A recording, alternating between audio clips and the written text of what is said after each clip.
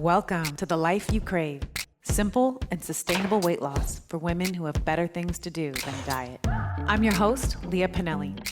I help ambitious, badass women stop overeating, overworking, and overgiving to lose weight from a place of love. I'll help you simplify weight loss, end your overwhelm, and create the life you crave. If you like what you hear, please like and subscribe to this podcast. Let's get started. Hey, y'all. Welcome to the Life You Crave podcast. We are talking today on the show about cellulite, which I'm super excited to talk about. I've been waiting to make this podcast. I've been waiting to record this for a while. Let me tell you why. First and foremost, the most important thing that I want you to get out of this podcast today is if you haven't watched Lizzo's reality TV show called Watch Out for the Big Girls, you need to run. Don't walk, run to go watch that show.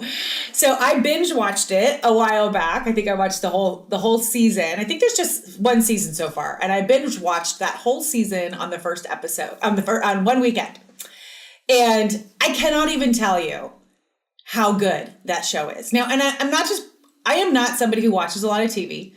I don't watch a lot of movies, although I love watching movies, especially foreign films. But I'm not one of those people that watches a ton of TV. And I happened to binge watch that show when my husband and son were out of town. And I have been telling everybody about it ever since. Now, I shouldn't say that I happened to binge watch that show. If you know me, you know that I am a huge Lizzo fan. In fact, I'm probably her greatest fan, her biggest fan. If you're watching the video of me recording this right now, that's her in the background. I have a framed portrait. I'm her biggest fan, right? So it's not a surprise that I watched the show, but the fact that I'm telling everybody about it is for a very specific reason that has to do with cellulite that I cannot wait to share with you today. So I want to tell you a little story about what happened after I watched the show, the whole season 1 in one weekend. My husband and son came home and I had just finished the last episode, loving it. And that's actually not even true. They came home and I actually had a episode or 2.5 left. And we watched it together and with my 8-year-old son. And because you guys, the messaging is so positive. If you know me, you also know that I have a tendency to watch Real Housewives of whatever city.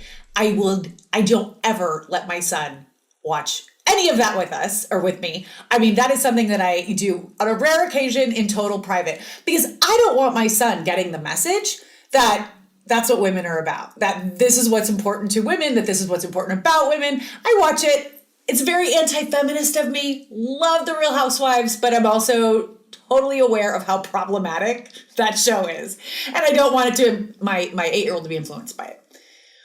But Lizzo's reality show, Watch Out for the Big Girls, I was like, everybody needs to sit down and watch this show because it was so body positive. It was so girl positive. It was the messaging was so great and amazing. Every single show, it just made me fall more and more and more and more in love with Lizzo. But what happened is that evening that they got home, that Sunday, I was getting ready to take my shower. And now given I had just watched like 6 episodes or something, of the show. And I was getting ready to take my shower and I was standing in my bathroom with my, shirt on, but no pants on, just my undies. And I got a glimpse of the back of my thighs, right, in the full length mirror. And I saw my cellulite. And I had this moment where I was like, damn girl, you look good. Now, normally, when I take a look at the back of my thighs and see my cellulite, I'm like, oh, girl, right? Like, oh, hide that, cover it, let's not let anybody see that. But this time I was like proud. I was proud of having that cellulite. And I was like, that is sexy. And I literally started to do a sexy dance. I mean, not like a sexy dance, but I was like dancing around in my bathroom celebrating my thick thighs. And my son happens to come in and he's like, Mommy, what did he say? He said, Mommy, he saw me, in my chonies. And he said, Mommy, what did he say? You have chubby thighs. And And I said, I know, isn't it great? Isn't it beautiful? And he was like, oh, yeah, I guess so, right? Here's the thing, you guys, is my legs I have always been so self-conscious of my legs because I've always carried weight on my legs. I've always been a big leg girl. And it's always the one thing on my body that if I could change, I would change it in a heartbeat. And so this was the first moment, even after all the work I've done over all these years, you guys, and all my, the weight loss, 30 pounds, right? And feeling good in my own skin and all the things, we always still have something that we would love to change. And in that moment, I was like, I love my thighs and I love the cellulite on my thighs. And I felt sexy and good. And it's not to say that I didn't still want to maybe change them or improve them in my own mind. But in that moment, I was like, but it's also really nice to have these thighs right now. As Lizzo says, thick thighs save lives. And I was like, this feels so good. And I realized, of course, that it was the power of that show. Now, this whole episode today is not about that show. What this episode is illustrating for you is that feeling good in your own skin, feeling sexy, feeling desirable, feeling beautiful, feeling whatever it is that you desire to feel, that you think you have to lose weight in order to feel, that feeling is available to you right now in the skin that you're currently in. And I know for a lot of us, it's like, yeah, right, Leah, like, I need to lose 50 pounds. Don't try to tell me that I can feel good in my own skin right now. I feel disgusting. And I get that. And I'm not saying that if you're in that place where you're really feeling crappy about yourself, that you can just, just because you decide to think a different thought, that you're going to necessarily believe it. But what I want to show you is that my thighs hadn't changed, right? I still had the same thighs that I had before I watched Lizzo's Watch Out for the Big Girls. The only thing that changed was my thinking about it, right? Still same thighs, still same cellulite. My thinking about my thighs changed. And the reason my thinking about my thighs changed was because I had saturated myself with women who look more like me. So not like Elle Macpherson, not like Cindy Crawford. I don't know the names of like current supermodels anymore. Not like, what's that one? The Real Housewives' daughter. Gigi, right? I know she's a new supermodel, right? I'm not thinking about my thighs in comparison to them. I am watching beautiful, big-thighed, big-bodied women on Lizzo's Watch Out for the Big Girls. And I'm like, yeah, these women are beautiful. These women are sexy. These women are talented. These women are like, yeah, I need more of this in my life, right? And because I was marinating in myself in these images of women who looked not just like me, right? I've got my own unique body, but women who don't look like Elle Macpherson, I was able to see myself in a different way. And you guys, this is powerful, powerful stuff. And that is what we are going to get into today, is really recognizing that, and this is why I'm such a huge fan of Lizzo in the first place, is because she is the antithesis of Elle Macpherson, right? And if you don't know who Elle Macpherson is, she's like an old school supermodel. I don't even know if she's still around, but I think she is. But the point is that she's the antithesis. She's a big-bodied woman, and she is so confident and in love with her own skin, with who she is, with how she's showing up, with her body. You can tell by how she shows up. And the only difference between somebody who looks like Lizzo and hates it and somebody who looks like Lizzo and loves it is the way that we think about ourselves. And I also want to honor that I know that Lizzo had to do a lot of work mentally to get to where she is. But it's so aspirational because the work that she did was in her head. She recognized that she had to see herself differently in order to be different, in order to show up differently. And it's the same for each and every one of us. When I look at my thighs and see my cellulite, I'm like, ooh, girl, you look good. You know what I end up doing? Putting on the bathing suit, going out, feeling great, right? Like, I'm going to show up for my life in a way that I feel good about, as opposed to what I know you're doing, what I know that I've done for so long in my life, which is hiding, right? I don't want anybody to see. I got to put on this sarong. I got to put on this t-shirt. I don't want anybody to see. In fact, I'm not even going to go to the beach because I don't want people to see me. And when you can flip that, that's where the massive, massive change in your life will happen. Not only will it change in terms of your confidence, but it changes you in how you're showing up professionally, right? I mean, all of my women are high achieving professional women. And we hide, right? Like we don't show up. We don't go to the networking event because we don't want people to see us. We don't apply for the promotion because we don't want to have to get on stage and have people see us. We hide. And there is such a massive impact, negative impact on our lives from the hiding, right?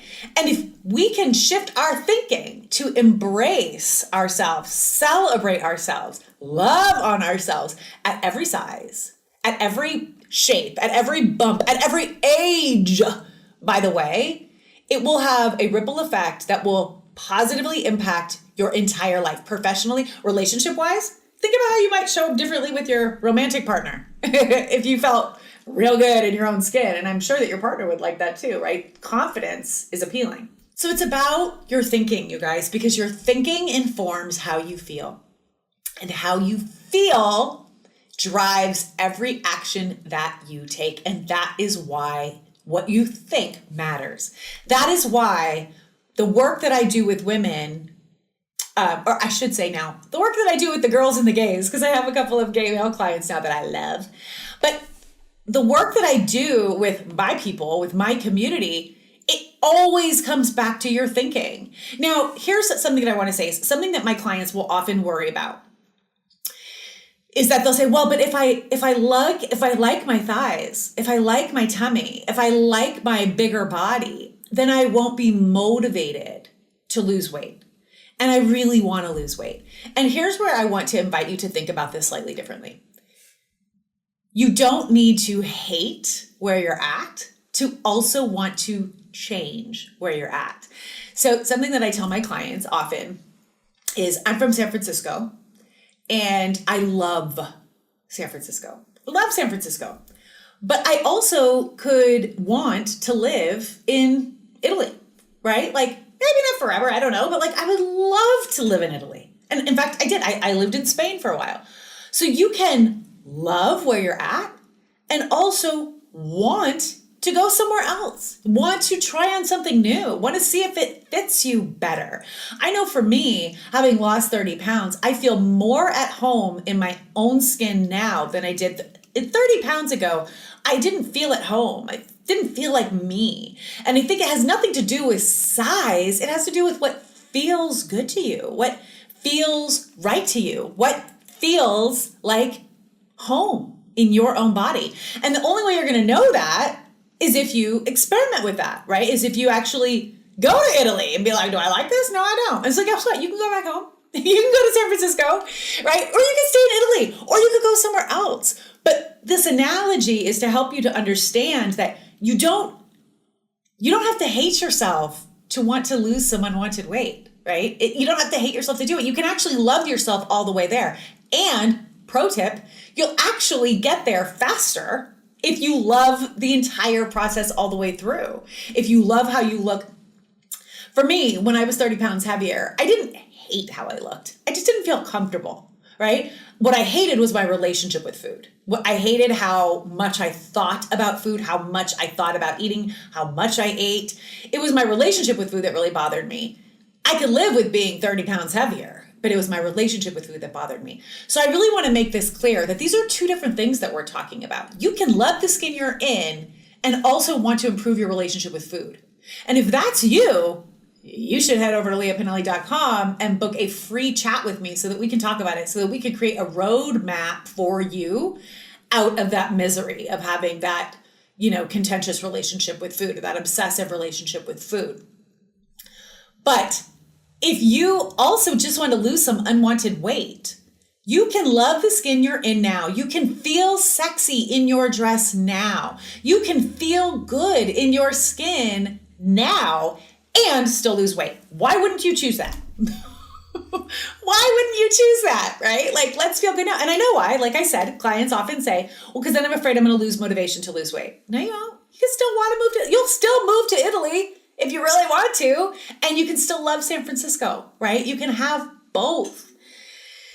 So how do we do it? Well, of course, in my program, we spend a lot of time diving deep into this. But one thing that I want to give you today, one really important kind of nugget that I want to give you from my program today on this episode, is a way that you can start to change your thinking now about your body. You don't have to worry that you're going to lose motivation, but it's a technique and an exercise that I use with my clients. And I also used to use it. I used to work with teenage girls. I used to run girls groups, and we talked about this at length. And I'm going to share it with you. But first, let me give you a little statistic. A 2017 study published in Cyber Psychology, Behavior, and Social Networking showed that their research showed that browsing on Instagram, I'm going to quote, Instagram browsing was related to increases in adolescents' depressed mood. Similarly, a teen's initial depressed mood was also related to increases in Instagram posting. This makes for a painful cycle. The more you browse, the more depressed you are. The more depressed you are, the more you post. So now first of all, I'm not telling you this because I'm like, Instagram is the devil. Stay off of Instagram. I'm not saying that at all. What I am sharing this with you because, by the way, this is not just adolescent teens.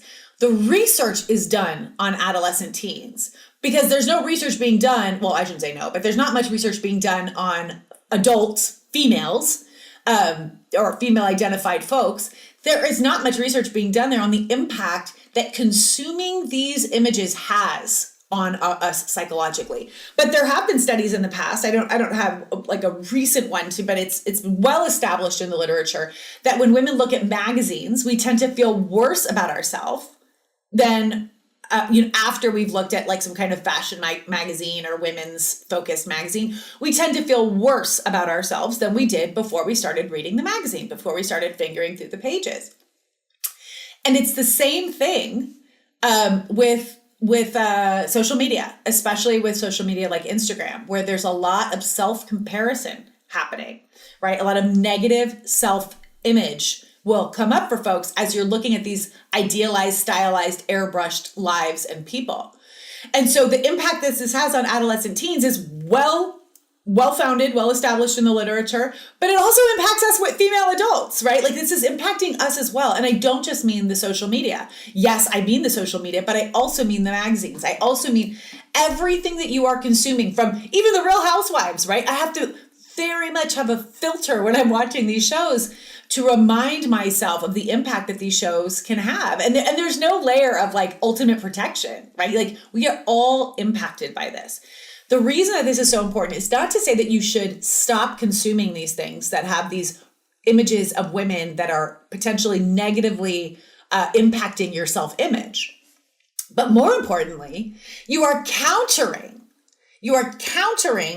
So if you love Real Housewives like I do, you want to counter it with other images, other shows, other messages that have an alternate kind of image base, an alternate viewpoint, so that you're not just consuming this one, life experience or this one aspect, because what your brain does is it's going to normalize that. It's going to start to think that this is what all women look like. This is what all women do. This is what I should look like. This is what I should do. And it's just not freaking true. And then you're going to see your cellulite in the bathroom and feel shame and want to hide it.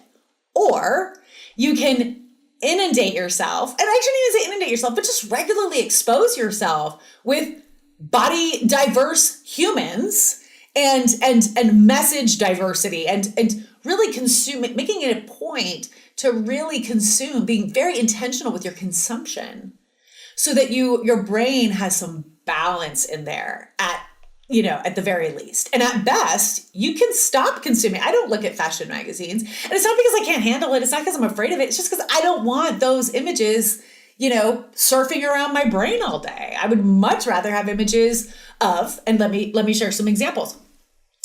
I used to have I still do have some clients really curate their input.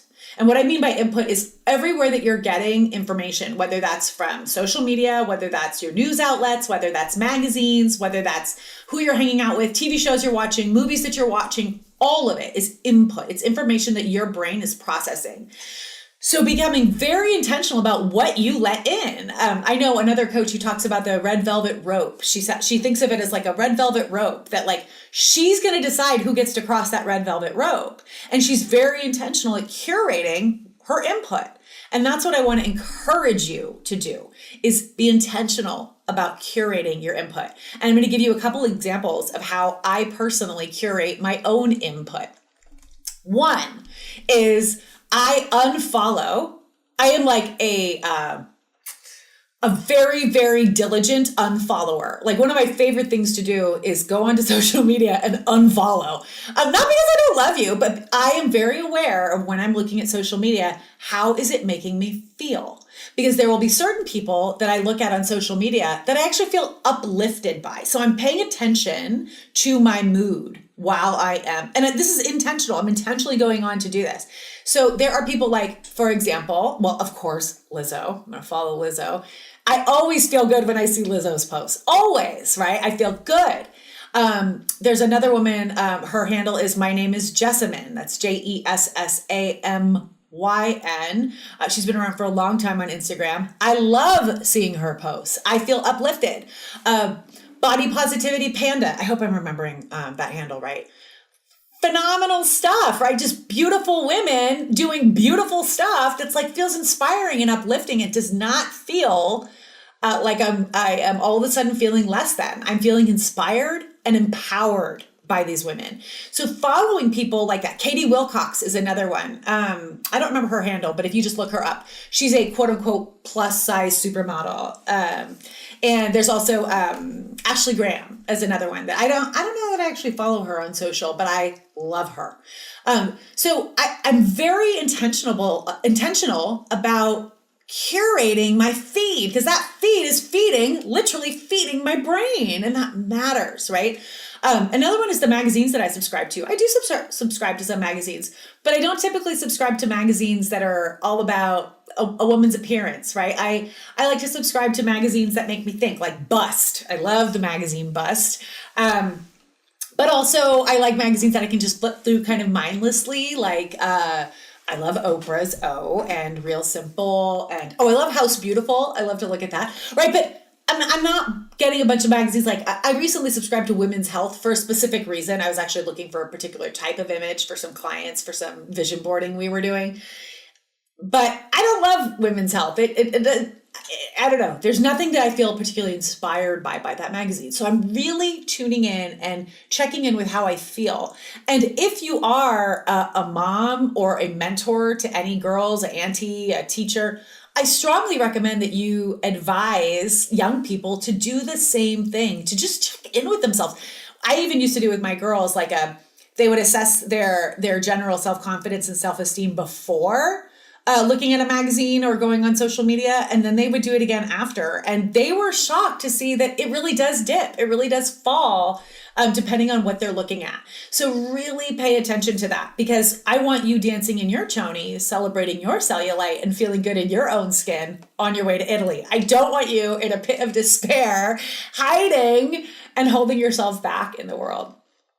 So the next thing that I also do that I want to share with you is that I have personally created Pinterest boards, my own Pinterest account.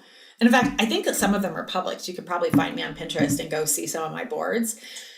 But I have boards that are specifically designed. For example, I have a board, I think I call it like Beauty Beyond 30, because there is a huge lack of images of women older than 30 in the media. We tend to, all of a sudden lose all of our value after, we start to hit our reproductive age and then fizzle out, right? And so I intentionally have created a Pinterest board that is just women with gray hair. And by the way, you got to watch out, because sometimes these companies they'll post pictures of, older women with the gray hair, but they don't have a single frickin' wrinkle and they look like they're actually 28 with silver hair. I'm like, no, that's not what we're talking about either, right? I have boards. I think I have a board that I've called Real Beauty. I can't remember, but it's women who don't look like your standard, typical, what you're seeing in the media woman. She's not tall, 6 foot, blonde, and weighs 100 pounds, right? Women who look different, who I find striking and gorgeous. I intentionally throw images onto those boards all the time so that when I need to balance out my perspective, so maybe I've binge watched a bunch of Real Housewives and I want to balance out my perspective, or I'm just not feeling great, or whatever it is, I will go and I will peruse those boards on my Pinterest. And I will remind myself, it reminds me, oh my gosh, our definition of beauty is so narrow in this country, right? It is so broad. What is beautiful and desirable and sexy is so much broader than the media currently, kind of wants us to think. So intentionally creating these inputs to, at the very least, balance out the inputs that we currently have of the more kind of conventional beauty, but also, to even potentially smother those so that you're starting to actually consume more of the images that feel good and that uplift you as opposed to, and less of the other stuff. And again, you don't have to worry that consuming more of it is going to make you lose your motivation to potentially lose some unwanted weight. The opposite can be true if you work at it. So that is what I have for you all today. And I'm going to recap what I talked about today so that you can go and do this yourself. Number one, you must remember that your thinking is what's causing you to feel sexy or beautiful, and your thinking is what's causing you to not feel sexy or beautiful. It's the reason why I could look at my thighs one day and be like, oh, girl, you need to work on that, and try to hide them. And then the very next day, after having a different set of input, I can look at those thighs, same exact thighs. I did not lose a pound. I did not get any kind of surgeries. I did not put on any kind of creams. Same thighs. And I was like, ooh, girl, you look good, right? It was just my thinking that made it so, that made it true, right? So that's the first thing. You got to remember it's the way that you're thinking. The second thing that you want to do is you really want to think on purpose. Be intentional. Follow and unfollow on social media intentionally. Create a Pinterest board of women that are non-conventionally gorgeous to you, and lots of different ages in there is really important, particularly our older ages. And of course, like I said, if your relationship with food needs improvement, we don't have to conflate that with our relationship with our body. You can actually be at your ideal weight and still have a totally effed up relationship with food, right? We all know that because we've all dieted. At least all of my listeners usually have. So if that's true, just remember that I am just a phone call away, literally. You can go over to leahpinelli.com and book a free, no strings attached call. I will help you to create that roadmap for yourself to really, truly heal the relationship that you have with food and lose unwanted weight if that's a thing for you. And finally, number 4 on your action item list from this episode today is to go watch Out for the Big Girls. Lizzo's Watch Out for the Big Girls. And then I want you to take your pants off and celebrate your thick thighs that, according to Lizzo, saves lives in your bathroom, in your chonies, and love yourself. Ciao, everybody. You've been listening to The Life You Crave. I lost 30 pounds years ago without dieting, willpower, or deprivation. I'm on a mission to help other women, including you, do the same. You can book a free weight loss strategy session with me over at leahpinelli.com. That's LIAPINELLI.com. See you on our next call or on the next episode. And remember to like, subscribe, and leave a comment on iTunes.